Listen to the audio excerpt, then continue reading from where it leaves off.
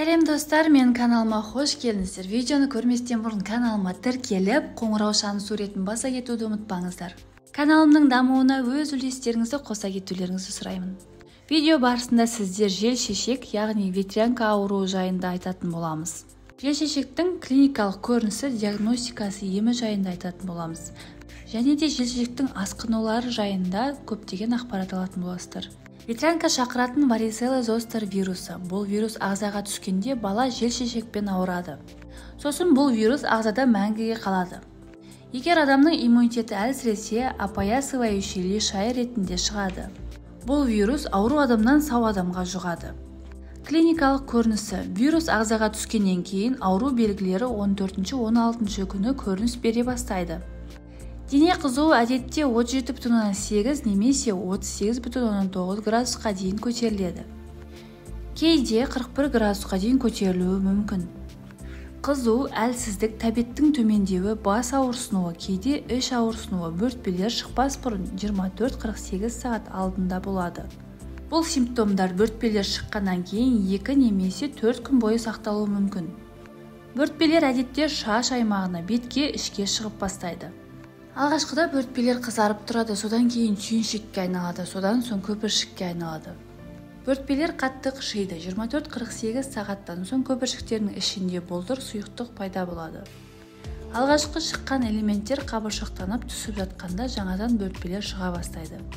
Бөртпелер әдетте кеудеде, іште және аяқтар мен қолдардың жоғарғы жақтарында орналасады. Ауыз қуысында және қынаптың ішінде жаралар шығады.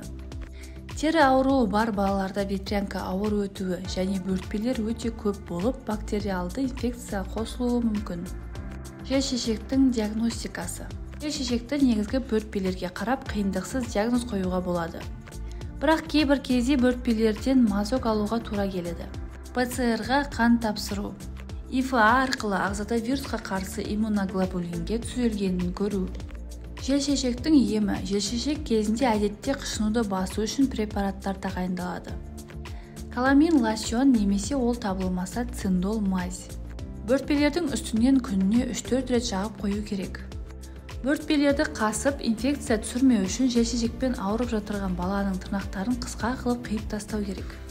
Температура түсіру үшін детский парацетамолды баланың салмағына сай есептеп беруге болады. Ветрянка кезінде ибуфен қолданылмайды. Иммунитеті әлсіз балаларға әсері дәлелденген вирусқа қарсы препарат тағайындалады. Ол препараттарды өздігімізбен емдеуге болмайды.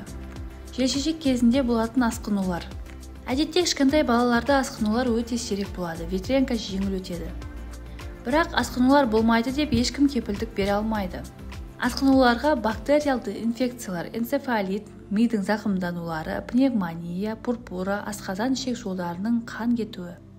Ескере кететін жағдай, бөртпелерді зеленкамен жағуда еш пайдасы жоқ. Ол атам заманда қолданылған әдіс. Өкінішке орай, қазірде кейбір адамдармен зеленка пайдалану ұсынылады. Алайда зеленка қышуын баспайды, онсыз да ауырып, мазасы кетіп жатырған баланың түрін бұзады, киімге, жиһазға жағылып қалады. Жел-шешекпен ауырып жатырған баланы суға түсіруге болады. Суға түсіру керек. Тек баланың денесін ысқылауға, мочалка қолдануға мүлдем болмайды. Жел-шешекпен ауырып жатырған баланы үйден шығармай карантинде отыру керек. Үйге де ветрянкамен ауырмаған адамды келтірмеу керек.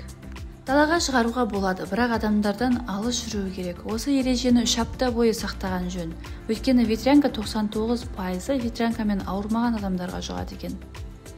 Алдын алу. Ауырып жатырған адамдарға жоламау. Қолдарыңызды үнемі сабындап жуып жүру.